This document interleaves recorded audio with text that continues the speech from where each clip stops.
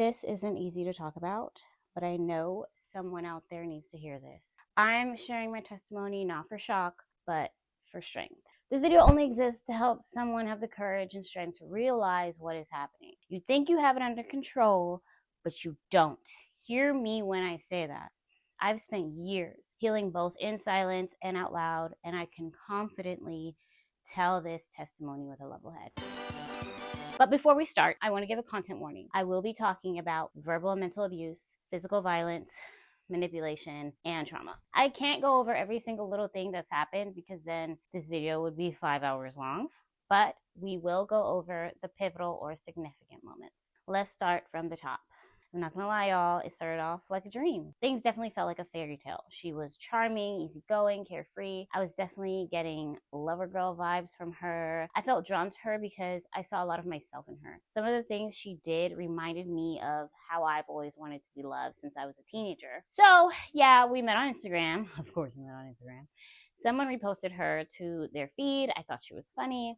So I went to her page. I scrolled through some of her pics and I was like, oh, she's kind of cute. Okay, so I liked a few photos, dropped a comment, followed her. She followed me back, and I hit her up in the DMs. At first, our texting was kind of random. Then it started picking up, and then we vibed right away. Our first FaceTime, I was in my bonnet, I'm not gonna lie. She was like, I want to see you. And I was like, nah, I'm not put together. Then when we came on camera, she looked just like her photos and videos, which is a plus. She had this masculine androgynous style line. She still gave off this like feminine energy. Like she had a crop top and sweatpants on. She looked all curvy and dainty, like straight up feminine vibes, okay? She was kind of flexing though, trying to spit game like masculine. Like honestly, it was funny to me because I'm a tough cookie, all right? I'm not gonna be all over you right away. Then she asked me what I look for in a relationship, blah, blah, blah. She mentioned freaky twice, giving me those bedroom eyes. Meanwhile, I'm sitting here giving her the deadpan Susie Carmichael stare because I liked her, sure, but I wasn't easily impressed.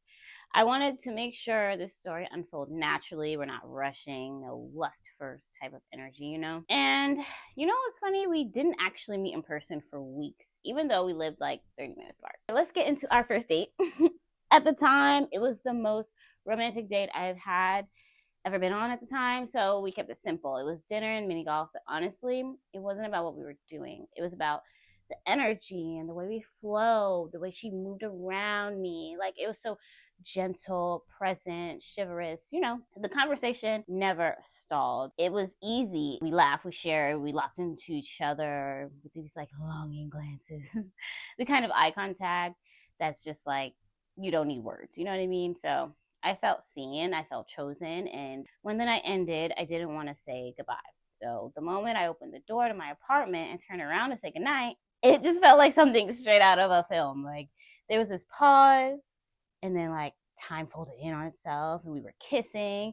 We were like hard kissing passionately, like we've been waiting our whole lives for that moment. It was so funny. We stumbled into my apartment, completely just lost into each other. We barely made it past the entrance before it started to escalate. You know, it's like, and then I remember pulling back for a second, like breathless, and asking, wait, isn't this too fast? But neither of us wanted to stop. And truthfully, I don't think either of us had regrets. So that night lit a fire between us. It was intense, magnetic, consuming. From there, our romance bloomed fast. For our second date, I planned this candlelit Beethoven symphony concert. You know, something soft and thoughtful. I wanted to match the intensity with intention because I knew she loved all kinds of music. So from there, we started spending more time together and it was cool. But even then, there was like this interesting distance between us. Like we were always close, but still slightly apart. I didn't realize it at the time, but that space would become louder later. For now though, I was just swept up in it all, you know, in trance. So we weren't exactly exclusive and we definitely weren't public. So it was one of those like undefined situations. You know, feelings involved, time spent, like the energy was shared, but no real title yet. Even though we weren't official, I wasn't seeing anyone else. I had a feeling she might have been texting or talking to other people here and there, but I don't think it was anything serious. But enough for me to notice, you know, emotional distance, emotional space between us. Still, I didn't really care. I didn't push it. I was okay with what we had because I was focused more on my career anyways, so it was no big deal to me. And around this time, we started to intertwine our creative talents. This is where things get a little bit more complicated even from the jump. She had mentioned wanting to do a music video. And I was like, say less, because I wanted to help make her dreams come true. I love doing that for people I care about, you know? So I went full on producer mode.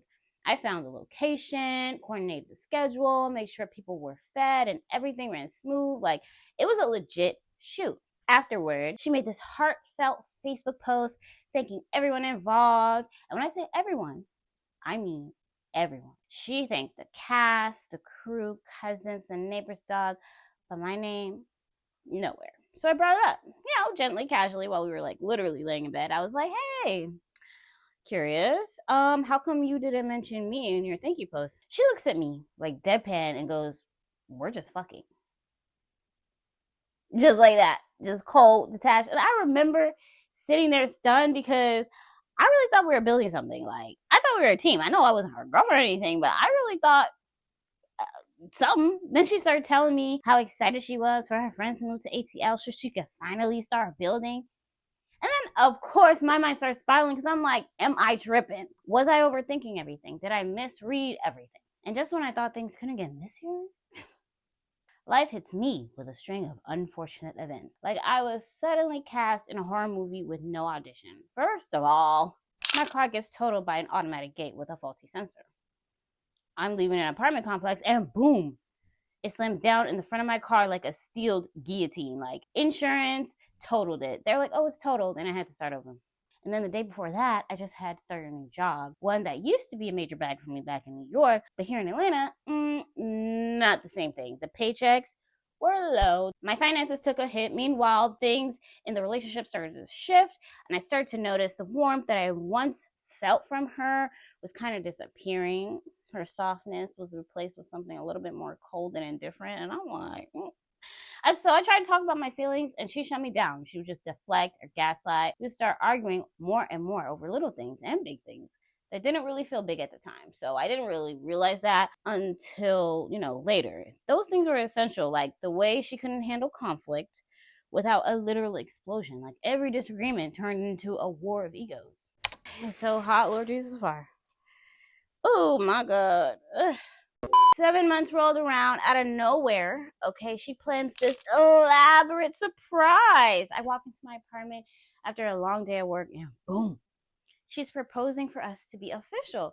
Yes, a full-on girlfriend proposal with a professional videographer capturing my reaction. It was grand and thoughtful, and honestly, I'm not gonna lie to y'all, it was beautiful. People who saw the footage thought we had just gotten engaged. And I ate that up. I mean, I can't lie. I'm a romantic. I'm from the planet Venus, after all. So I was like, ooh, I live for that kind of stuff. And in that moment, I truly believed that she meant it. Like, I thought we were turning a corner finally.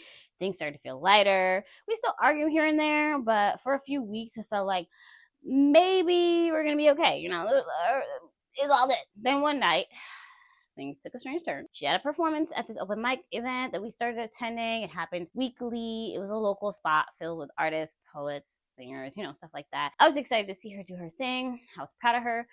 But that night, something felt really off. Like, she drank more than usual, like noticeably more. What is going on? On your wrist. One quick, I ain't never asked nobody for nothing. What is water, man? I don't know if something had happened earlier the day or if she was just feeling the energy too much. But by the time we got inside, I could already tell something was not right. At one point, during the performance, she huddled over me like full body weight. Like, she was holding me so tightly, I could barely breathe. I'm like, I couldn't even see the stage. And she started whispering things in my ear. Like, I don't know what she was even trying to say because it was all slurred and it was incoherent. Like, I gently tried to peel her off of me. Like, I kept saying, hey, babe, I can't see. Can you, let go a little bit? I want to watch the others perform. But she wouldn't move. It was like she couldn't even process what I was saying. Man, whatever you do, too, whatever we do, too. Let's just sing happy birthday. Okay. So she kept swaying back and forth, being drunk and clinging to me tighter, her whole body pressing into mine. And at this point, I'm frozen because I'm like, I'm completely uncomfortable and people around us are starting to stare. And I felt like all eyes were on me and on this very strange moment that I didn't know how to navigate. And whatever, after what felt like forever, she finally let me go. I could finally breathe again, and it was all good. The host of open mic actually walked over to me and quietly asked, like, "Hey, are you okay?" And I was just like, "Yeah, you know." But the truth is, I didn't know what that even was. And after the event, I had to drive us home because she was nearly passed out in the passenger seat. And the moment I parked the car, she opened the door and stepped out and fell straight into a bush. Like, full on collapse. Even butt first. Not gonna lie, that frustrated me because I felt like I was babysitting her at this point and I had no idea how she even got that drunk. So I took out my phone and recorded her behavior. Not to humiliate her, but because I learned that if I didn't have proof of what happened, it would never be acknowledged, or she would just deny it or be like, "Oh no, that never happened. What are you talking about?" So anyway, so the next day, she was completely hungover and confused. She looks at me and goes, "Do you have any videos of my performance?" And I'm like, "Yeah, of course I have videos of your performance and everything like that, but you also got drunk and I had to carry you inside after you fell into a bush." And then I sent her the video. Apparently, that became a thing because her friends were upset that I recorded her. And I remember thinking, wait, how would they even know I recorded this? That's when I realized most of our relationship had been shared with the entire friend group, like intimate details, things I thought were just between us. And that hit me hard because I'm the opposite, okay? My friends know, the broad strokes or like little things about my relationship, but they don't get a front row seat to every private moment. And so I think that's where we were different, not just in communication, but just like ideas of privacy. So anyway, there was this one night where we were all hanging out, me, her, and a few of her close friends. The energy was chill at first, just music, laughter, drinks, that kind of night.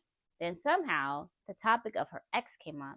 And the way everyone reacted was interesting. There were eye rolls, sighs, that, oh, her kind of energy, you know what I'm saying? Then they started going in a little bit. They started calling the ex crazy, unstable, saying she was mentally ill, too much to handle.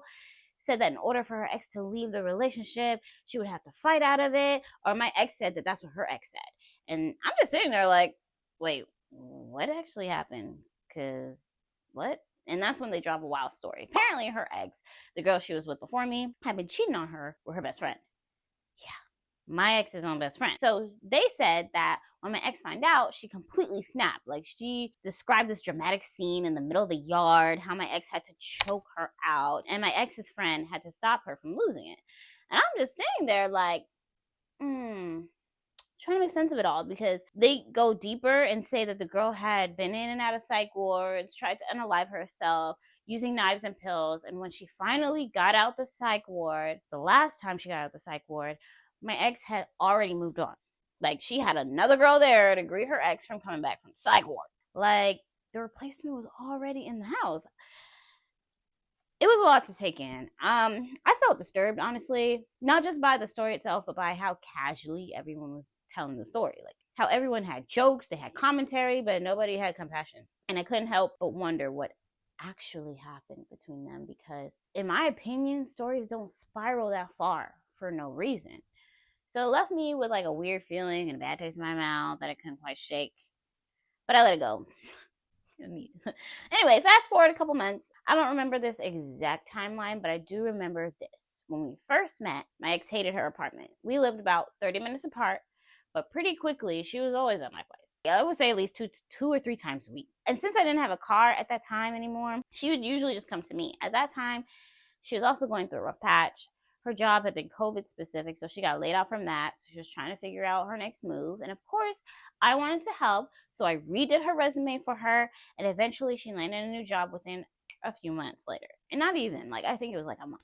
So I felt like we were winning together. Like, it was amazing. Meanwhile, she had moved a guy into her apartment to help him get on his feet or whatever. But there were pest issues in the complex. And she just seemed miserable every time she talked about being there or in those circumstances. Honestly, I just felt like she seemed happier in my place, more calm, more herself. So one day I just offered, hey, why don't you just stay here for a bit? It was nothing official at first, just something that felt natural to ask.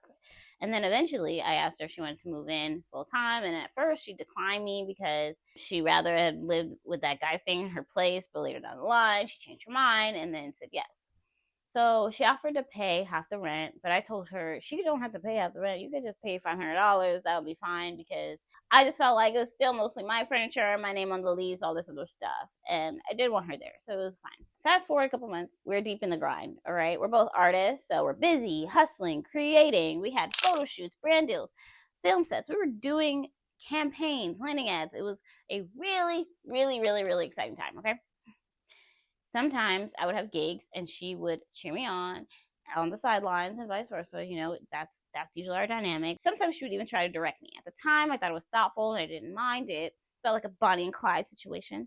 But one day, I had a shoot with a company I've never worked with before, but I didn't know the person, the director, so I was trying to give a good impression. My ex asked to come on set with me, and I said, of course. Then when the day came, she didn't show up alone. She showed up with an entourage of friends plural, texted me like, hey, is it cool if my friends can come? But now I'm stuck because I'm the talent, but I also have to turn around and text the director like, hey, can a group of people just show up last minute? And I just feel like I knew the tone in the response, was a little annoyed, like, sure, like, and I knew that really meant, like, girl, really? And then her friends were loud, drinking, smoking, just kind of like turning the set into a vibe that didn't match the energy we were supposed to create. After the director actually pulled me aside and let me know, she was like upset about it. Felt like I had invited chaos into the space a little bit, but it's fine. We still got through it. The shoot turned out okay. And overall, the relationship at that point, it wasn't bad.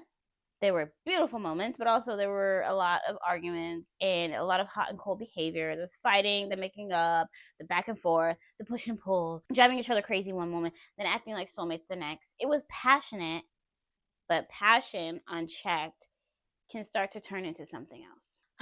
So let me just take you on one of the wildest nights of the relationship. My ex was throwing a party, right? Or more accurately, she assigned her manager to throw it. Now me, being the capable, organized, ride or die that I am, I offered to plan it myself because, I mean, I knew her best and I feel like I throw amazing events. It just made sense. But she insisted, no, that's her job, but you can help her plan. I already knew that was a terrible idea, but I let her go and do it. You know, I respected her choice. Now, fast forward to 2 days before the event.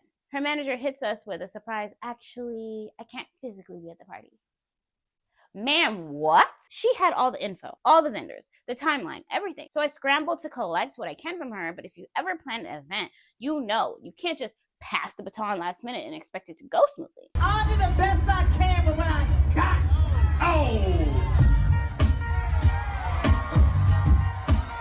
I'm the one being screamed at. Fix it, man.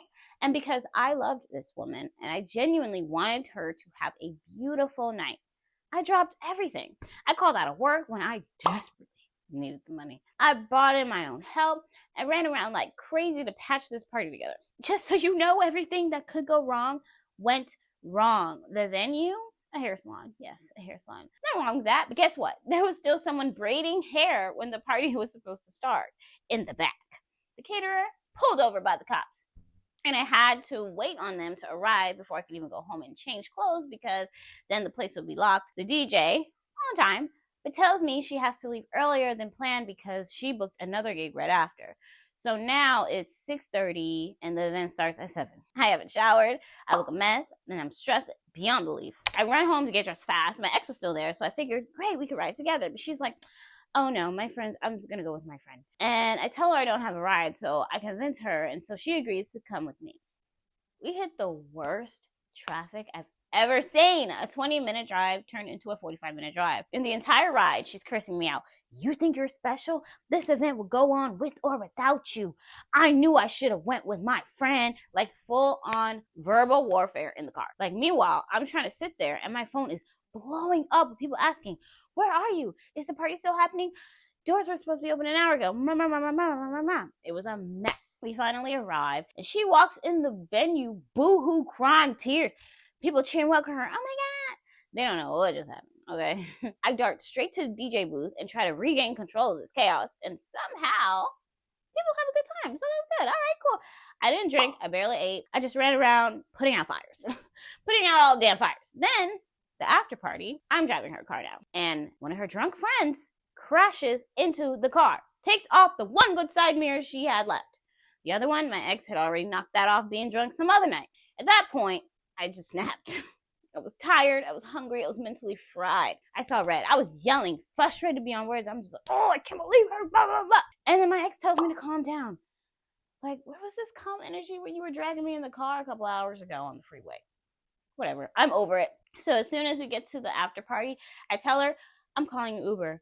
But her friends, ironically, start trying to calm me down. Oh, no, don't go. Oh, it's okay. We'll turn up. Oh, we'll get a vibe, da-da-da. Then they were being kinder to me than my ex was. And when she realized I was trying to leave, she got on my face. Like, are you still mad? Are you serious? Ugh. And then one of her friends had to physically pull her away from me. And that was the moment I knew, oh, I'm done playing coordinator. I'm done playing savior, and I'm done putting out fires I didn't start, especially for someone who can't even say thank you. Oh! So anyway, after months of cramming into my tiny one-bedroom apartment together, we finally decided it was time to move. But that move was a disaster, okay? We got screwed, not once, not twice, but by 3 different apartment complexes. They took our money, then they either denied or ghosted us, basically. So no apartment, no answers, no refunds, and suddenly we are out of time. My lease is up. We're about to be out on the street. I'm running around trying to fix it. I'm calling places. I'm begging landlords. I'm Googling every option possible. Meanwhile, she is spiraling, snapping at me, blaming me, saying how irresponsible it is, calling me useless, saying things like, at least my job is helping us. What is your job doing? Mind you, I'm still trying to keep us housed while being emotionally battered. I'm like, bro, what? It got so bad on move out day, I had to literally leave the empty apartment just to catch my breath. And then I walked a few blocks to T-Mobile to get a new phone because even at that time, my phone started to glitch. And in that moment, it was just kind of like, girl, just get through this. Just get through this. I am broke at this point. I'm exhausted. I'm trying to survive a relationship and a housing crisis at the same time. So anyways, we ended up pulling all of our stuff into storage, and we were homeless for about a week, sleeping in a hotel and just scrambling for options, basically. At that point, I had 2 jobs. I was a server, and I was driving Lyft with a rented car that cost me about $350 a week, whether I drove it or not. And with all that back and forth with the apartment chaos, I couldn't even drive consistently. So my bank account down to like $50. But her job, thankfully, stepped in with a hotel voucher program. So they agreed to pay our move-in fees and a month's rent if we found a place and completed all the paperwork, and we had to write an essay, all this type of stuff. So every day I'm the one out on the streets, checking apartments, filling out forms, calling leasing offices, and then circling back to her to see what she thinks, because she still had her 9 to 5 to go to. So the weight of being mobile, present, and resourceful, that was all on me, you know what I'm saying? And in the midst of all that chaos, I had an interview, and not just any interview, a dream job. I'm about to cry. Remote, prestigious, full benefits, great salary, like a literal unicorn job. And I told myself, if you let this situation stop you from even trying, you will regret it forever. So I cleaned up the hotel. I made the space look like a home, laid my notes out and got on the Zoom. 2 interviews, saying back to back. My nerves were absolutely shot. But at that point, I was like, you know what do I really have to lose? So I finished it, I exhaled, and then back to Lyft, because life wasn't going to pause just because I had a dream. I had to keep my boots on the ground, all right? So then on one of my rides, though, I zoned out while driving, nearly rear-ended a car, slammed my brakes so hard, the passenger in the back was screaming, yo, what the heck?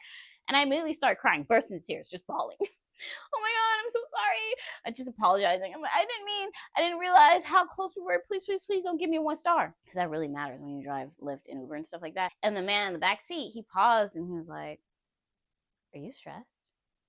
Y'all, that question unlocked something in me. That just made me like cry even harder. And he let me pull over and I dropped him off, and he's like, you're going to be okay. Take a breath, slow down. And when he left the car, I got a notification from Lyft that said 5 stars with a note. You'll be okay. Slow down. It's all right. So after that emotional Lyft ride, that was it for me. I'm getting off the road. You know what I'm saying? I packed my car, wiped my face, and went right back to problem solving, because while I was out there hanging on by a thread, my phone was also still being blown up. My ex was texting me, panicking, basically. And rightfully so, because we were both scared. And this was a crazy situation. But the way she expressed fear was always through criticism. And it's always aimed at me. And I'm like, girl, I'm hanging by a dental floss too. Like, I'm hanging on by a thread, but instead of snapping back, I'm trying to give pep talks like, we got this, everything's gonna work out. Meanwhile, she's shooting me down and making me feel like I'm delusional for having hope. Whatever. Still, I keep pushing. So I spent that day calling places, narrowing options. Then I clock into my restaurant job, which were evenings at a wing spot, making $60 a day if I was lucky. All right. Then, finally, I get a break. I find an apartment and they're willing to move us in ASAP. But guess what? We don't even have enough money for the application fee. Her job hadn't sent the housing assistant check yet. And, I don't have anything, so I call my mom. I hate asking my mom for money, but this time I had no choice. Thankfully, she sent it.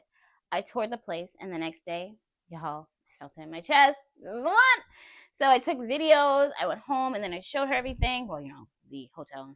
She agreed. She was happy. We were finally aligned on something. So the next day, I went back with all the paperwork, and there was a little back and forth between the complex and her job's finance department, but it was temporary. And the check came through just in time. We got the place. We moved in. We had 4 walls to call our own. We weren't going to live in a hotel anymore. I was so excited. I've never gone through anything out in my life. And for the first few months of that new spot, I became a full-time homemaker. Okay, I was still working night shifts at the restaurant, but during the day I was trying to keep the peace, and I was just trying to keep myself sane. And then one day I got a call. The firm I interviewed for, that unicorn job, they wanted to hire me. I got the job. I was so excited. I was ecstatic. I was about to be paid 10 times more than what I was making before. I immediately quit Lyft, okay, returned that rental car. I kept my restaurant job on the weekends just to feel, I don't know, just to do it, to be honest. But Lyft came back swinging. Lyft tried to charge me $500 for damages. So again, my bank account was wiped clean. But honestly, I didn't care because we had a future. Until HR called again and told me my official start date for the new job was 90 days out. 90 days! I'm like, ma'am? I got $3. What am I supposed to do for 3 months? And then meanwhile, my body was breaking down. I was in constant pain. I got a toothache so bad, it needed to be pulled out. I got migraines, body aches. I survived the storm, but now my body is like folding under pressure, and I had to push through, just push and push and push through. And the thing nobody tells you is that sometimes the crash comes after the miracle. So sometimes your body doesn't feel safe enough to break down until it knows you're finally safe. But even so, I was feeling so low, emotionally, physically, everything. My energy was just gone. My body didn't feel right. And so I asked my girlfriend, gently, if we could just have some quiet time together. No company, just us for a few weeks so I can feel like myself again, just heal. And she's like, yeah, sure, of course. But she didn't show up for me, not once. She didn't check in on me, didn't comfort me, didn't cater to me. Instead, she accused me of not loving her anymore because I fell asleep in the guest room after working late on my computer. I was working on YouTube. And she knew that. So it wasn't personal. I was just exhausted. And then, not long after, her best friend told her she was feeling depressed. And you know what my ex did? She bought her best friend a bus ticket to Atlanta. She welcomed her in, she comforted her, and they partied and drank till 7 a.m., knowing I had to be up at 10 for work. I couldn't sleep, and somehow, now I'm feeling worse than before.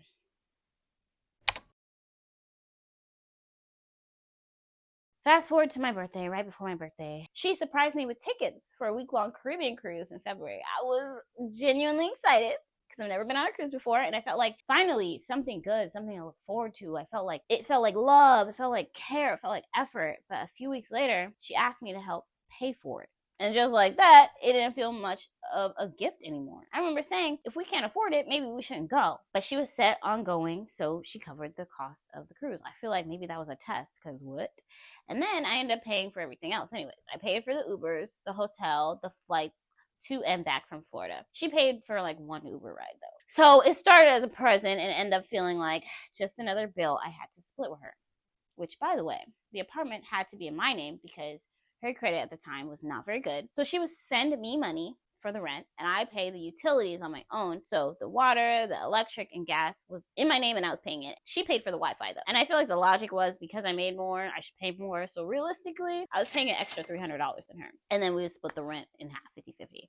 I don't think she liked that too much because she mentioned being the breadwinner a lot. And then she would ask me how much I made. I was like, ooh. My birthday was a disaster too, by the way. A few days before my actual birthday, I tried to set the vibe. I texted her hours in advance while I was at work that I wanted to go out to a bar after work. Just something simple and fun. No response. I get home and she's dead asleep, like out cold. I try to wake her up, gently, no reaction. So I'm like, all right, cool. Maybe I'll go out by myself. So I'm getting ready.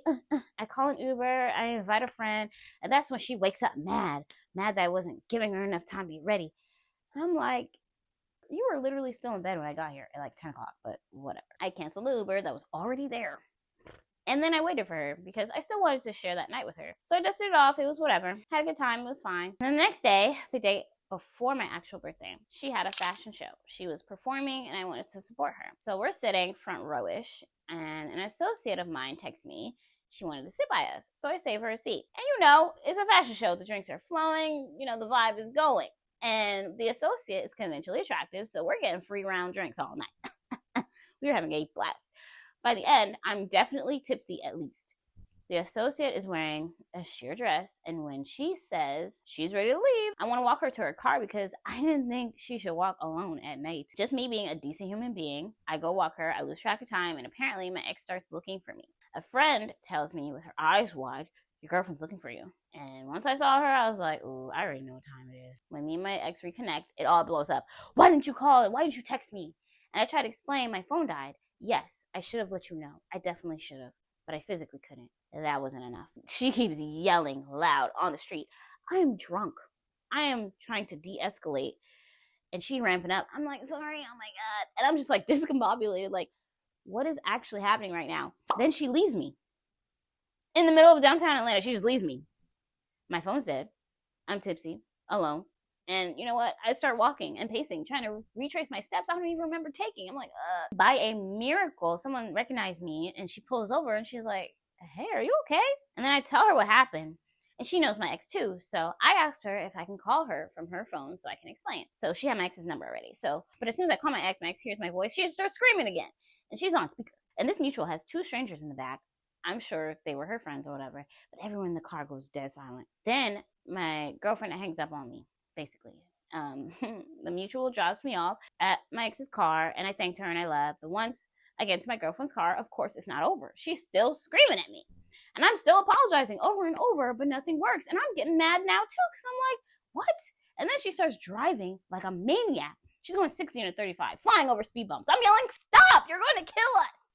And she says, I'll kill us both.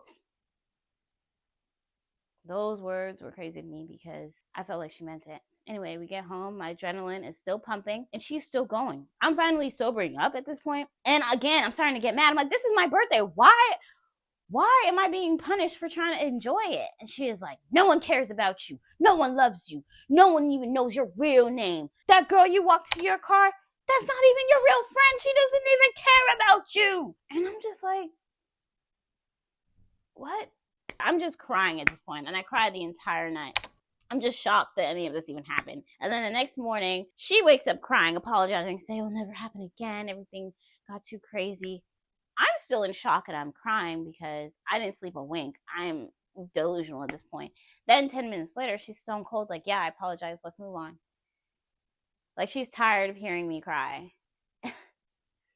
Everyone's calling me, wishing me a happy birthday. Oh my God, happy birthday. And I had to fake a smile. It was the worst. It was horrible. And she had plans for that day, a museum and a fancy Italian dinner. But I never felt so empty while being showered with kindness. It was like being buried under roses, pretty on the outside, but suffocating underneath. After a while, I started feeling like I was being sabotaged. Let me explain. I had just completed a YouTube movie with a peer, a project I was actually really proud of, and she wanted to do a follow-up sit-down interview with me. At the time, I was nervous because I had imposter syndrome because I was just like, will I be interviewed? You know what I'm saying? But I decided to go for it. I asked my ex if I could use her car to get there. And I told her the exact time, the exact date, and she agreed. Cool, we're good. The day of the interview comes. 15 minutes before I need to leave. I even remind her. She's watching me get dressed, do my hair, get in the zone. Tell me why. Right when it's time for me to go, she suddenly decides to leave to get gas. I'm like, girl, you had all day. All right, whatever. You knew this. You knew the time. I told you. You agreed. You smiled in my face. I call her. I'm like, hey, where are you? She's like, I'm just getting gas. I didn't even bother because she was taking so long. I had to take an Uber to the interview, and I showed up 20 minutes late. Thankfully, my friend was cool about it. She was understanding. She didn't really care, but I felt played.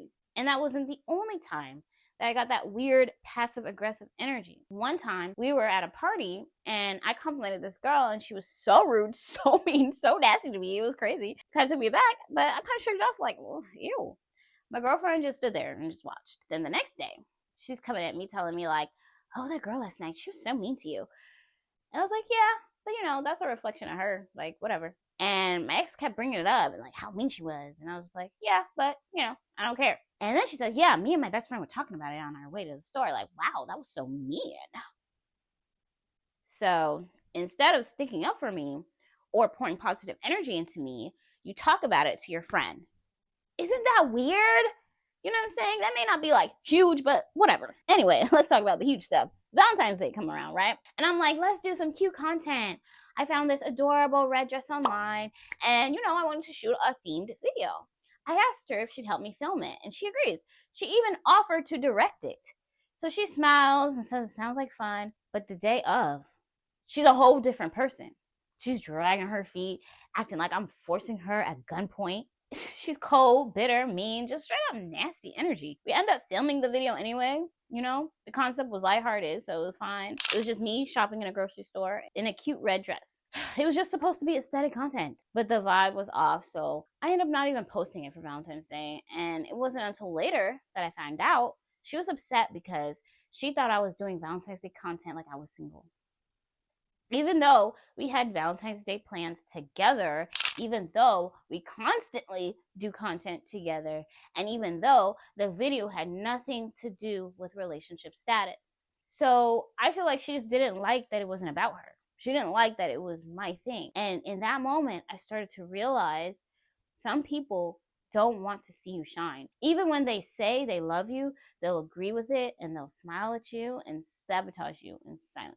Speaking of Valentine's Day was a disaster in general. I had made reservations at this fine dining spot weeks in advance, just in case she didn't have anything planned. Turns out she did. She booked a taco place. I said, oh, okay, that's fine. We could go to your spot. But she insisted, oh, nah, I'll cancel. Let's go to the one you picked. In hindsight, I think it was more so about the convenience than romance, because the place that she chose, it was about 20 minutes away, and the place I chose was 5 minutes away. So anyway, we get to the restaurant, and it's packed. They're overbooked the entire place. It's Valentine's Day, you know, so it's chaos everywhere. The hostess says, it'll be a little wait for us to be seated. And my ex immediately starts with an attitude. If we made a reservation, why is there a wait? But I work in hospitality, or have, you know, Valentine's Day is our personal hell. It's Armageddon. Basically, everyone wants the perfect night. So I told her, oh no, it's no big deal. Like, we'll get seated. I booked this months ago, but it's fine. So they put us in VIP waiting, okay? Not everyone got that. We got free champagne the whole time. So we was chilling. We had mad room. Everyone was crowded at the bar, but she's still sour. Anyway, eventually we're seated and dinner's okay. Not very tasty for our palates. And we bonded off that because it was like kind of like bland rich people food. And we were like, what? But then in conversation, she mentioned something that makes me cry. And I'm trying to hold it together. Like, I'm really trying not to ruin the night, but the tears just start flowing and kind of already ruined. She's telling me, stop embarrassing me. Stop crying. Stop crying. She felt embarrassed by me. And then the staff is looking in our direction like, what's going on over there? And I just can't stop crying. I don't know. Maybe it was the bubbly or something. I don't know. And the more I cried, the angrier she got. Then when we got back home, things got left. She starts screaming. And I mean screaming. I don't even remember exactly what sparked this. I just know it had to do with something about her talking about me to her friends. So I just kept crying. I was just overwhelmed. I was emotional. And I was just drained. And that's when she snapped. She punches the vase of roses that she bought me. Glass shattered everywhere. Blood's everywhere. Then she punches a nearby mirror. Her hand is bleeding at this point, but she kept going like she didn't even feel it. Then she gets in my face. I mean, in my face, screaming full volume, like literally an inch away, and she's like, you scared now, huh? You scared now, huh? You scared. Backing me up down in the hallway like I'm a cornered animal. First of all, I'm hysterical. I'm not used to this. I'm not in toxic relationships. Then she says, oh, Now you're gonna leave me, huh? Oh, now I'm the crazy one. Then I tried to leave because I needed to breathe, I need to think, I need to feel safe. And then she blocked the door, told me, if you want to leave this relationship, you're gonna have to fight me out of it. I'll never forget those words. Not, please stay, not, I love you, not, none of that. Fight me out of it. That's when I knew this was not love. This wasn't going to change. So I called a friend in a panic. She came over and she drove me to a hotel for the night. I just had to get away. Like, it was crazy. I finally got some sleep. I wasn't sleeping, by the way, well before issues because, I don't know, so much stress. But anyway, the next day I went back trying to talk, trying to make sense of what happened. She looked at me with disdain and said, must be nice to have money to go to a hotel. No apology, no accountability, just bitterness that I got out. We finally reconciled, but it just felt like beating a dead horse. Fast forward to the cruise. It was the end of February. It was supposed to be fun, romantic, a break from the chaos. Instead, it was a continuation. Okay, it was a disaster. We fought every single day, fighting every single day. And then she always wanted a drink or a substance, always something to alter her state. And I tried to hold space for her, try to keep her calm. But like one night she was itching for a fight. I didn't give it to her what she wanted. Just let her set her mood. And then so she stormed out, said nothing, and then went to the casino. A few minutes later, she texted me like nothing happened. Hey babe, I want so much money. I didn't even respond. I just took a shower and went to bed. At that night, I knew I just couldn't stay with her. I had thoughts before, but this time it really felt permanent.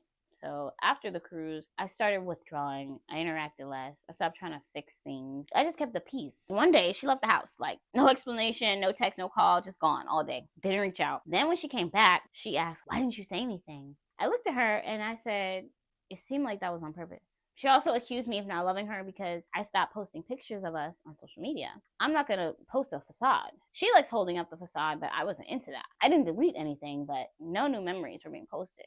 April was unbearable. Every day, another argument, another war of words. I started recording our conversations because she kept gaslighting me. I never said that. You're a liar. I began texting friends for help. Just the vague messages, not telling them what's actually going on, just enough to feel a lifeline, I didn't want to put anyone in it too much, and I didn't want my whole business out there. Then one night we were fighting again, and then she's like, I don't think this is working, and my heart skips. She means the relationship. She has to, but then she backpedals. No, I mean something else. It's always that. It's always a switch up. It's always a twist in the story. I don't know what she means. And then so she leaves in tears. It's midnight. She's gone. She says she doesn't want to do it anymore. I panic. So I wait outside for her till she comes back. I'm literally waiting outside. I don't know what to expect. But when she returns, it's the same script. More yelling, more accusations, more confusion.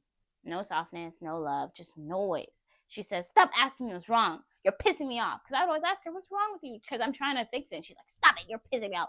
At this point, I'm completely unregulated. So after 2 years of this behavior, I spiral into a manic episode. This part is extremely traumatizing for me. But if I'm going to tell this story, I really have to tell it. I have to include this too. So, hey, this is the whole truth. So that night, I flip our bed. I don't even know why. I just remember the urge. And I wrote down with marker on our mirror, don't mess with me. Then I left, and I stayed at a mutual friend's house. I didn't eat, and I didn't sleep. For 4 fucking days. 4 days. And it was like I had left my body. I was like stuck in a loop of like shit posting online, rambling, paranoid thoughts. Nothing really made sense. I felt like this warped sense of grandiosity, like I was on a mission to end evil. It was delusional and terrifying. Somewhere in the middle of that episode, I felt a deep compulsion to go back to our apartment. So the mutual friend drove me, and the moment I stepped out of the car, I completely broke. I let out a scream, like a bloody, raw, soul-breaking cry. And then I collapsed on the floor, right in the parking lot, and there were women that came rushing out of their apartments, like, are you okay? And they looked terrified. And my friend, clearly embarrassed, tried to explain, she's okay. But I wasn't. I was unraveling. When I went back into the apartment, my ex wasn't there yet. But then a few minutes later, she pulls up, and the mutual friend who dropped me off looked concerned, and she's like, if she starts acting crazy, let me know. And I just nodded. Yeah, but truth be told, the mutual friend bought her own storm. There was already tension brewing. So I knew my ex would try to use something I said about the mutual against me, twist it, weaponize it, whatever. So I got ahead of that and told the truth to that mutual. But I also told the mutual what my ex said. For context, what I said about this mutual had to do directly with what was happening in real time. What I said was that I didn't want to hang out with her anymore. This person seemed to always have something bad happening in her life, but that's not why I wanted to stop hanging out with her. I wanted to stop hanging out with her because one day she calls me for help, one of the many times she has, and she eventually starts breaking down so bad. She was triggering me with her nervous breakdown, which lasted for hours, and I was talking her off the ledge, basically. And in this particular phone conversation, it lasted, I think, around 4 hours, and I felt completely drained, and I was already trying to hold on for myself. But I didn't explain it like that. I just told my ex, I didn't want to hang out with her anymore. I didn't give a reason, so I'm sure it looked like, I didn't want to hang out with her, be friends with her because of her mental health. But it was really for my mental health. Hearing her break down felt like a mirror. However, both me and my ex have done plenty of generous things for this mutual friend, especially when no one else would. So for her to act the way that she did honestly blew me. And during our confrontation, my ex is yelling, at the mutual friend, you're defending someone that talks crap about you. But, keep watching or listening, you'll see. And just like that, all three of us are screaming. No one trusted anyone. The air was thick with betrayal, confusion, and panic. So inside the apartment, I felt like a war zone of emotion. My ex tried to push the mutual out, thanked her for the ride, and was like, thanks for bringing her back. I'll take it from here. But the mutual was like, oh no, because I already know what time it is, what that means. She sensed something dangerous, maybe even felt guilty, maybe even mad about what she now knew, what my ex had said about her. I already heard the recording. I already heard the recording. I don't care. I already heard all the shit she said. I already heard the recording. I already heard the recording. I don't care. So you don't care. I don't care. Okay, so why? Because what about the you said? What about the you said? What about the shit you said? Why are you here? Because you're a fucking abuser. Because you're a fucking abuser. I didn't put my hands on her. Bro, I see the blood, the mirror, the fucking wall. Yeah, from you punching a fucking mirror. Yes. You. Yes. You're a fucking abuser. Do that. I can't believe that. I'm the abuser. I can't believe that. I'm the abuser. Here's where it gets messy. Long story short, my ex and the mutual argue with each other for a bit, and then the mutual tells me to call the police. But I continue to run away and do random things, since I'm having a nervous breakdown and everything. And I try to record my ex in the face, and as you heard, she smacks the phone out of my hand, and the mutual end up calling the police herself once their argument goes longer and heavier. Then when the police arrives, everyone is disheveled, but I'm increasingly aggressive. So much so that I'm detained outside by these two male cops. I know the picture is women, but I just thought it was funnier. Because I kept getting in my ex's face, screaming at her, asking how much things cost. I was referring to bills she didn't pay. And the police talks to my ex, and of course, she is acting like a damsel in distress. My ex is crying. She keeps calling me a liar and how I'm sick and I need help, blah, blah, blah. And because of how manic I was, the police believed her and took her side. They even gave her a card for battered women in need of shelter for her to go to if she needed to feel safe from me. And after a while of arguing with my ex, the mutual flips her defense and begins saying similar things that my ex was saying to the police, telling the police that she didn't know how evil I was and she thought I genuinely needed help, blah, blah, blah.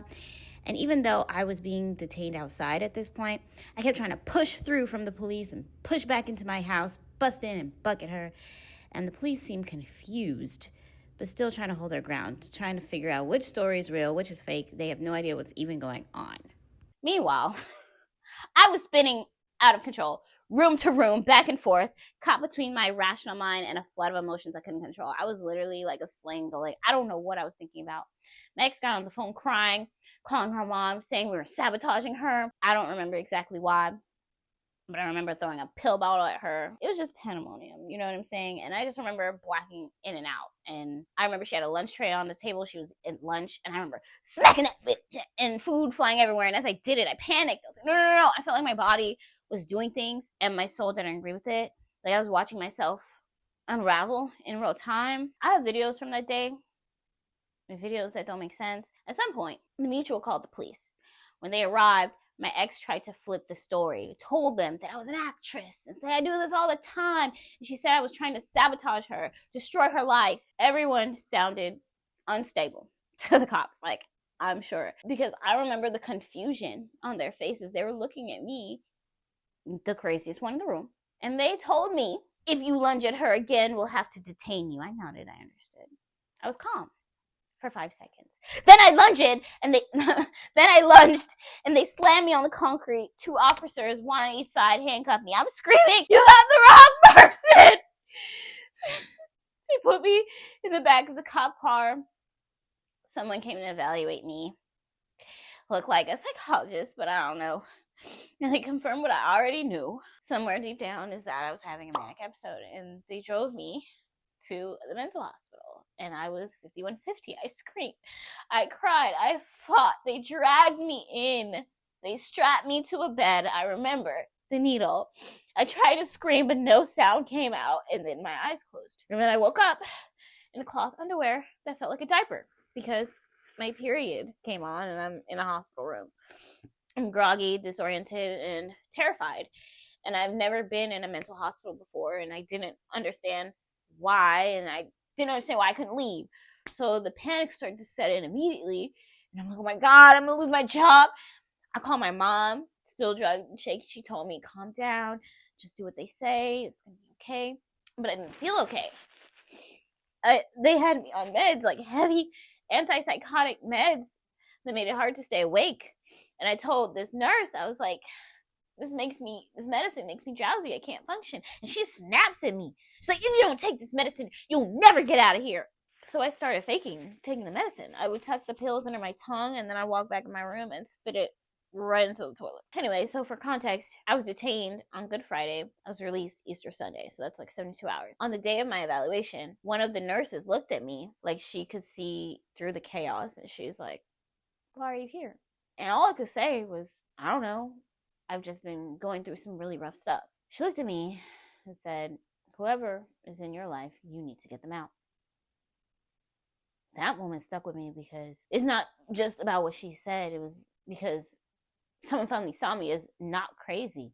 She saw underneath it all, like, not just like this manic crazy person, like me. But even with that, I almost didn't get out. So you need a confirmed ride to be discharged from a psych ward. And I thought that my phone was dead because I've been in there for 3 days and no charger. But by some miracle, by the grace of God, when it came back to me, it had 1% battery. So that was just enough. I called an Uber immediately, and then I got out. Let me be clear, I didn't feel better. My heart was still racing. I was riddled with anxiety, and my mind was boggled with fear and shame, but I was ready to go home. There were people in there crazier than me. All right. So when I got home, she was sitting on the couch, calm, collected, too calm. I could tell she was recording me, but I didn't care.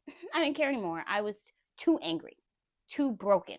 Also, after getting out of the psych ward, I got a lovely text from the mutual friend saying I used her for my own vendetta to get back at my ex. I was never her friend. She should have known, blah, blah, blah.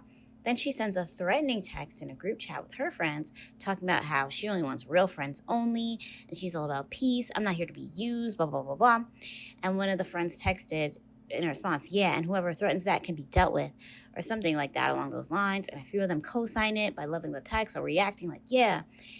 And so clearly she told this group of people what happened from her point of view.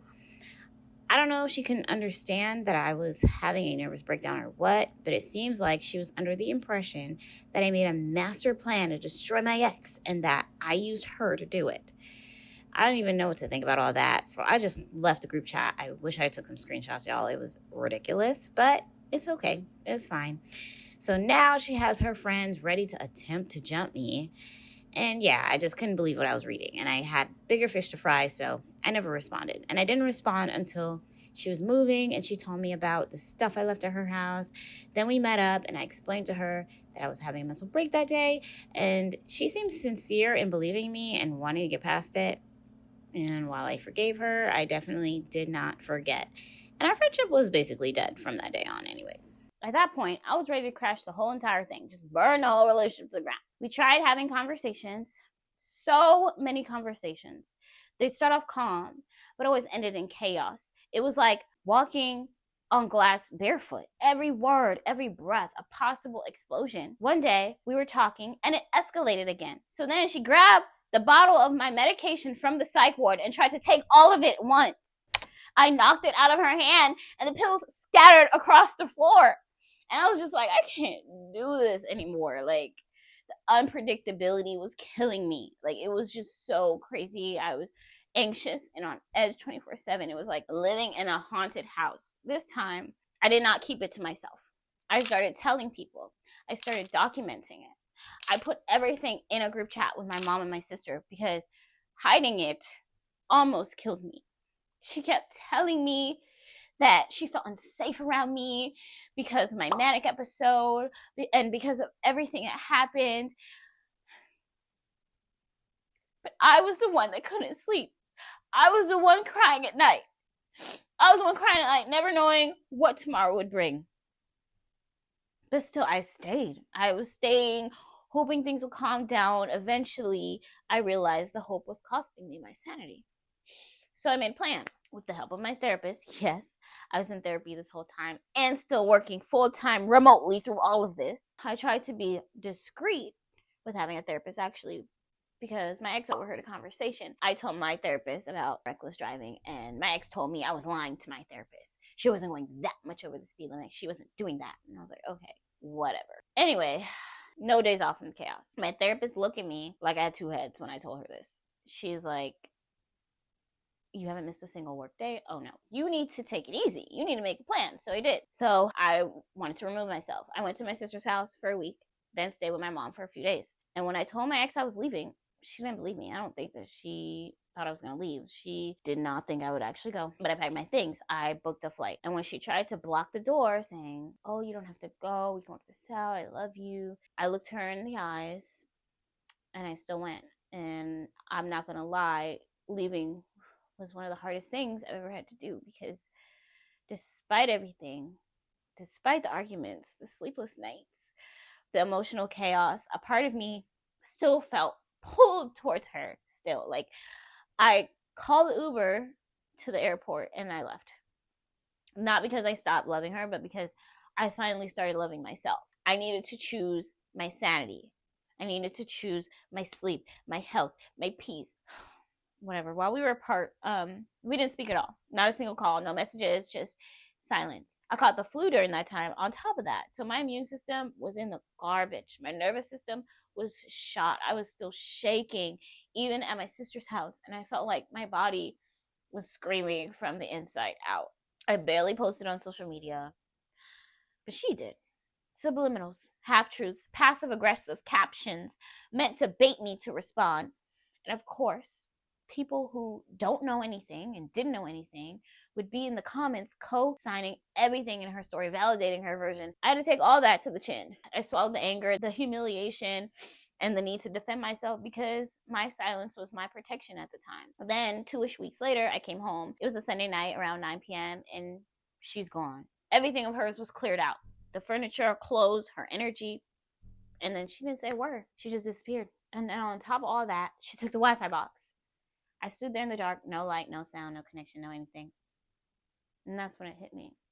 She really left. She really just tried to leave no closure, no goodbye, just a cold, silent erasure.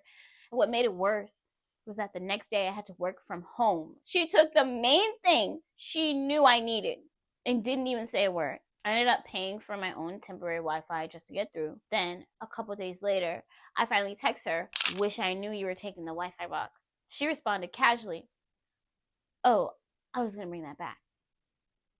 Like it was nothing. We set a time to meet. I show up wrecked. She shows up wrecked too. And what do two broken people do when they're still cracked open and full of longing? They tried to apologize their way back into each other. So we talked. We cried. We took turns holding space. She said she was sorry. I said I was sorry. It felt like maybe we were healing. She hinted at getting back together, at least staying connected. And a part of me wanted to believe it could work.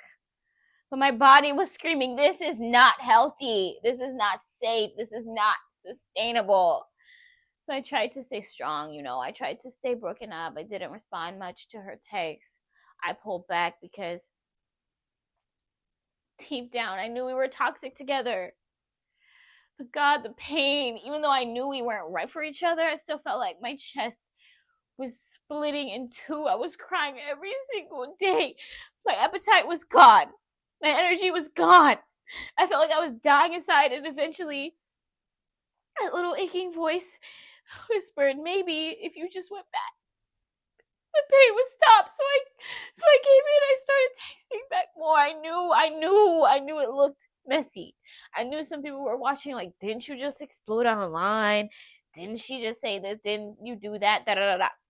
But none of it mattered to me in the moment because I wasn't choosing what made sense. I was choosing what made the pain stop. And it wasn't even me who made the first move to date again. She did. So we started going on dates again. Kind of like the dates that made me remember why I fell for her in the first place. We would go to dinner at our favorite spots. And then, we would hold hands in the car. We'd have long glances over wine. It felt like a reset, I got the woman I fell in love with years ago. She was chivalrous again, affectionate, present. And I let myself believe maybe we were okay. A few weeks of peace turned into her moving back in. I didn't tell anyone. Not my sister, not my mom, not a single friend. I kept quiet because deep down, I knew if I told anyone, they remind me of everything we just went through. And I wasn't ready to face that. But as soon as we lived together again, the warmth faded. She stopped texting me during work like she used to and everything. No, I miss you. No, how was your day? Just silence or dry responses or short sighs. It was just annoying for her. Then I had a work trip to Chicago. We fought the entire time. I turned my location off not to be sneaky, but because I needed to breathe. She took that as betrayal. So I turned it back on the next day, whatever. But the phone calls stayed bitter. The arguments were just constant. I didn't even get to enjoy the trip. It was like I carried her anger with me the whole time. Then when I got back, things were tense but manageable until the coldness returned. She invited me to one of her family's events. I thought maybe we were turning a corner again. But the second we got there, I was invisible. She didn't introduce me properly. Barely acknowledged me at all, actually. Left me to linger alone, talking to strangers, smiling like I wasn't falling apart inside. I just felt like a placeholder, just a prop, a body she needed in a chair, not a partner. So when we got home, I confronted her about it. I felt a lump in my throat, in shame in my chest. And all I wanted was for her to say something, anything that made me feel like I mattered. But she looked at me like she didn't even recognize me. Just blank face, cold tone. She's like, I don't want to be with you, but she's going to stay. And I was like, what? That doesn't make any sense. Then she told me she didn't want me coming to her mom's birthday party either. Said I embarrassed her. Said her family doesn't like me and that I don't deserve to go. That crushed me. And you know what's funny? At the end, she didn't even go to the party. It was like she just wanted me to feel excluded and unworthy and punished. After that, it was just so dead. She kept going to the neighbor's house to hang out, leaving me in silence. Sometimes I did want to be alone, but other times I did want her. I wanted comfort. I wanted support. I wanted a hug, something. She wasn't capable of giving it, or she didn't want to. I don't know. I still don't know which one's worse. Anyway, here's where everything finally snapped, all right? So every year, my ex watches her nieces for an extended period of time. It happened when we first met, and they were small, sweet, respectable back then. But in the years since, things have definitely changed. And due to our living situation, she hadn't been able to host them. But this time, in the middle of us trying to repair our relationship, she decided it was a good idea to take them in again. I told her, honestly, this isn't a good time. Our apartment wasn't in any condition for 3 extra people. And emotionally, I wasn't in any condition for 3 extra people. But eventually, I caved. So I took off work. I rearranged my schedule. I prepared myself. And then they show up early. No heads up, no warning. Okay. I canceled the time off I had taken because nothing made sense anymore. And I figured I might as well work and keep my mind and my money going. From the moment they got there, everything changed. They didn't listen. They lied constantly. They fought, trashed the apartment. I mean, every room except for the office because they weren't allowed in there. The bathroom, the walls, the floors. I didn't even feel comfortable in my own home. So I tried bringing it up to her, like my ex, and she hit me with, well, tell them how you feel. Like I was their aunt. Like I was supposed to discipline them. But I wasn't comfortable with that. I'm not trying to be painted as the bad guy. Whatever. Still, I made an effort. I invited them to the gym. They didn't want to go. I asked what they wanted to do. They shrugged me off. I realized they didn't come here to bond with me. They came here for her, which is understandable, right? But where is she? Some nights after work, she didn't come home at all. She said she was at her friend's place helping with a business. That friend does not have a business, and they still don't have a business to this day. She come home late, clearly inebriated, but with candy. So I guess it's all forgiven, right? I don't know, whatever. Towards the end of their trip, I offered to pay for pedicures for all of us, you know, trying to make the best out of what felt like emotional warfare. And they enjoyed that. Cool. But then we get a call. They're staying longer than planned. I felt crushed, honestly. I had my own summer plans, and I couldn't breathe in my own house. I went anyway to those plans, though. You know, to my events, to what I had scheduled, despite how I felt, because, I don't know. But then my ex was mad at me for that. My nervous system was shot, but I refused to disappear for people who were walking all over me. And then that's when the gaslighting really started. She said, the girls claimed that I was rude, and that I stayed locked in the office, and that I look like I don't want to be there, and whatever, I'm a bitch. She even accused me of lying about taking the week off. I didn't. I canceled it when they arrived early. After they left, I noticed some of my things were missing. Face moisturizer and my ingrown hair serum, to be exact. And here's the wildest part.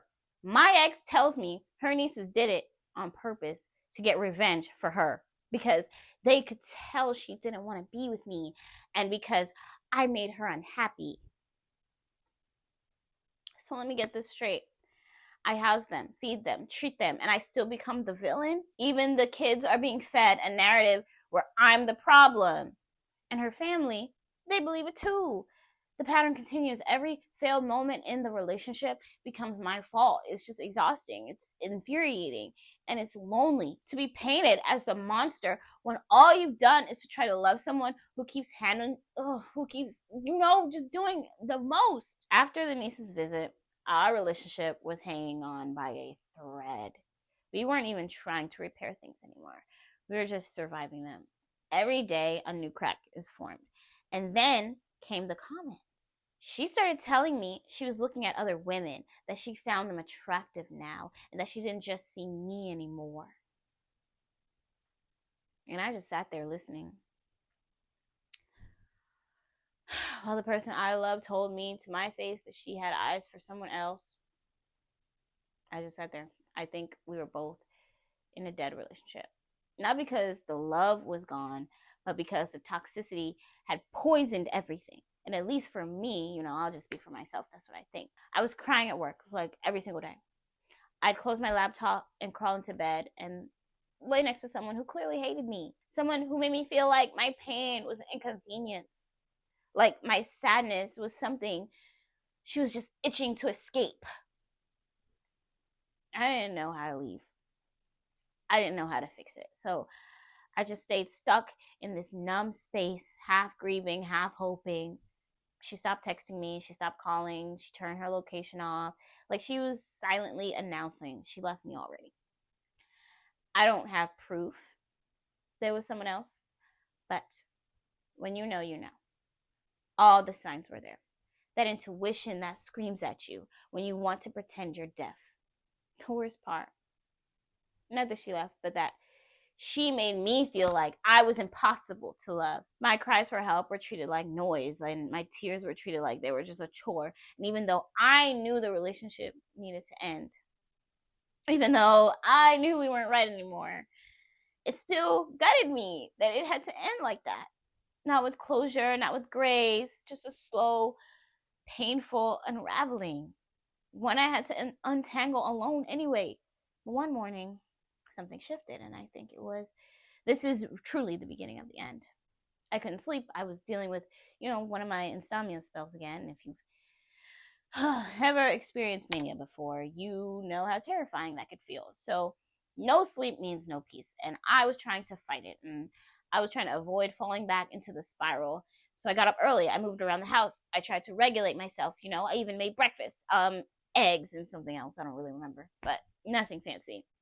Just something simple. And that was that. She was still asleep, so I put it in the fridge. When she woke up, I told her, hey, I made breakfast. It's in the fridge. And her response was, you don't know anything about me. Why would I want cold eggs? I just stood there like, because in my head, I'm thinking, I could have made you nothing. So, of course, we started arguing. And mid-sentence, she literally walks out the door and closes it in my face. She didn't even let me finish talking. She's like, I'm not going to deal with you. Boop.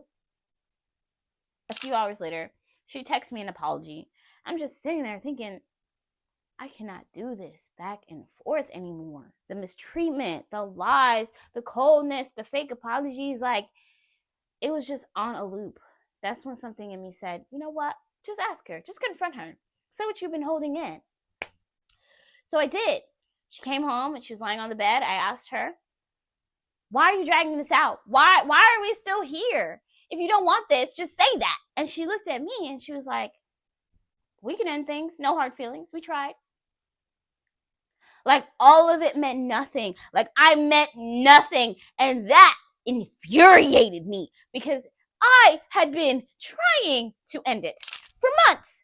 I was the one saying, this isn't working. And every time I tried to go, she'd hit me with, you don't think this relationship is worth fighting for? Or worse, threaten to harm herself. Or she manipulated me into saying, or into staying, twisting my words, or concern into guilt to fight my way out, or other bullshit like that. But now that I'm emotionally depleted, now that I'm half dead inside from crying every night, walking on eggshells, feeling invisible in my own home, now she's ready to end it. We tried, she said. Like it meant nothing. Like it meant nothing. No, you're not doing this. You don't get to discard me and walk away like you were the strong one. Like you were the one holding on. I snapped, y'all. I'm not gonna lie. I snapped. I started yelling. This is giving placeholder. You don't care about me. What is it? A place to stay? And she goes, no, I can leave whenever I want. End of this month, end of this week. You know what? I can leave today if I wanted. I said, oh, okay, then today it is. I call her bluff. She didn't think I would, but I was done being the one begging, compromising, breaking myself down to keep someone who clearly did not value me. So she starts packing and popping up. And to be clear, I don't think she could really leave today, but I said it. Whatever, we're going back and forth. The room is just hot with rage, grief, betrayal. I'm pacing, yelling. I throw a pillowcase across the room. It doesn't even land near her, really. It was just a release. But she turns around and hurls the remote at me, point blank, hits me square in the chest, hard. I stumble back a little bit, and before I know it, she's on me. She grabs me by my wrist and shoves me on the bed. And she's looking at me like I'm the enemy. Like she's been waiting for this moment, like just waiting to flip the script. She's like, yeah, the real you is coming out now. You're the devil. You're evil. But that is not word for word, but that's basically what she was saying. I'm just looking at her in the eyes. And I didn't see anybody I loved. I didn't see someone I knew.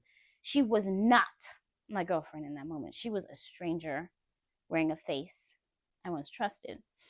And that moment really changed everything. Her eyes looked hollow, like nothing lived in them for real. And she called me a demon, literally. And I just started to cry. Not because of the insult, but because I felt her energy and it was rancid. I couldn't break out of her grip. She was holding me down and I couldn't get free. Eventually, she lets me go. And I sprang up from the bed and I walked out of the room and my body is just trembling with rage. I'm just in like confusion and fear. And I think she called someone. She was half hiding the phone, pacing the apartment like she wanted to catch me acting crazy on camera. Like she was crafting her narrative. But I didn't care anymore, y'all. I just did not care. I was just still yelling, you don't love me. You're just waiting for your next victim. So we're shouting at each other across the apartment now. Then I go back into the room and I don't remember exactly what she said, but whatever it was, it pushed me past my threshold because I remember saying, by the time you leave for work tomorrow, all your shit's gonna be outside. And she explodes. I grab a suitcase. Maybe I shouldn't have. I do know that. But I was beyond my limit, okay? I don't know. I didn't give a shit. I shouted, hurry up then, since you're so ready to go. So I grabbed a suitcase and then everything went black. I don't remember falling. All I know is 1 second I'm standing, and then the next I'm eating carpet. I'm walking down the hall, and now I'm eating carpet. I turn around, and she's towering over me. I see red. My body just reacts, okay? I just start punching and kicking. I grab her by the bun, bah, just punching and kicking. Because in my mind, I'm thinking, oh, she really thought she was going to beat me up. But then she goes still and frozen. And so I stop because I'm not going to beat someone up who's not beating me up. And in that pause, she snaps. She starts throwing everything she finds at me. Boom, heavy bins, random objects, anything within reach. Boom, slamming them on me. And I'm trying to cover my face while I'm on the ground. I can't see. I can barely breathe. Then I try to get up, and then she gets on top of me. And then hands on my throat, and she's strangling me. I can feel my throat like closing. She said something I never forget. She's like, I'm trying to put you to sleep. And I knew, I was like, oh, I am not dying like this.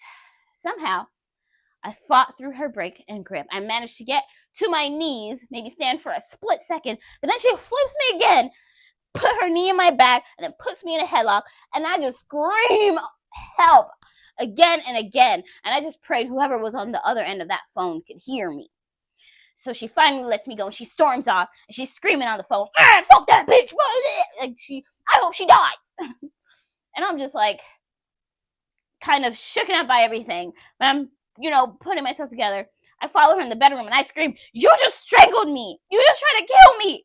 She turned to me, the calmest voice I've ever heard her use in this whole entire thing, talking about, you fell like it was nothing, like my pain meant nothing, like, no, there was nothing in that hallway for me to trip over or to fall. I did not trip. You tripped me. And then she tries to end me. I'll say this right here too. If they put their hands around your throat, they will unalive you. I couldn't stay there another second, okay? So I left the house, and I called my mom, and she thought we broke up months ago. So I had to tell her what happened or whatever, and she was shocked. She was like, what? And then she called someone to come help me. Meanwhile, my ex is still on the phone. Whoever she called sounds mortified. I even heard them ask, wait, did she call the cops? Referring to me. And my ex replied, no, she knows better. Like it was a game. Like I had a choice to die quietly or play along. Like that day was the worst day of my life. She moved some of her stuff out. She put out clothes in her car in rage, and just like that, she was gone. She drove off, leaving me in that wreckage, bruised, confused, alone. And then the next day, I still went to work. I don't know how, but I showed up, bruised in places no one could really see, exhausted mentally, wrecked, just fucked up. During the work hours, she texted me the time she planned to come pick up the rest of her things. She got a moving truck with her friends, called some of her friends to help her move and everything. And I wasn't about to risk another blow up, so I made sure someone was there with me. I needed a witness. I needed to feel safe. When she showed up, I wanted to talk, not to argue, but to actually talk, just to acknowledge the insanity of what just happened. I told her, yesterday was really crazy. I think we should talk about it and everything. It doesn't have to end this way. She didn't even look at me. She's like, stop talking to me. I don't want to talk to you. You're right. It doesn't have to end this way, but oh well. Like, oh well. The friend there for me said I should ask for my keys back. My ex asked for her portion of the rent back. In my head, I'm like, that's not how this works. You were paying for the previous months, not this one, but whatever. I took the L. I gave her the stack back, and I just kept it pushing. She didn't even tell me she was done packing. No goodbye, no acknowledgement, nothing. She just drove off after she was done. And that was it. I never saw her again. And standing there in the silence of that apartment, it never felt so empty, like hollow, like I just gone 12 rounds with a heavy weight, like physically, mentally, emotionally, spiritually. I didn't just lose a relationship. I lost myself in it. That day broke me in a way I never imagined. I left that relationship battered, not just physically, but mentally, emotionally, and spiritually. I was walking around in a body that did not feel like my body anymore. It was hollow, numb. I felt ashamed. But the truth is, that moment was also my restart. I sought help. I leaned on people who truly loved me. I let myself cry. I let myself rest. I stopped trying to make it work with someone whose soul was lost. And I began the hardest journey of all, back to myself. I didn't share this part of my journey or anything to air out my dirty laundry. I just want you to know, if you ever feel unsafe, confused, or scared, you are not alone. Abuse can be quiet. It can be disguised as love, but love does not choke you. It doesn't belittle you. It doesn't leave you afraid in your own home. Please reach out. Tell someone. Get support. There are people who will believe you. There is help, and more than anything, there is life after this. There is healing. There is joy. There is freedom. And if I could survive all that and crawl through the chaos and the heartbreak and the shame, so can you. You are not broken. You are not what they did to you. You are powerful. You can overcome anything. And thank you so much for watching. I didn't expect to cry. Oh my God. And thanks for holding space for my story. If you've ever experienced any abuse, please check the description for resources that can help. I've also included a link to book a private session with me if you wanted guidance or just someone to talk to. You don't have to do this alone. And so, thank you so much. We can rise together. Bye-bye.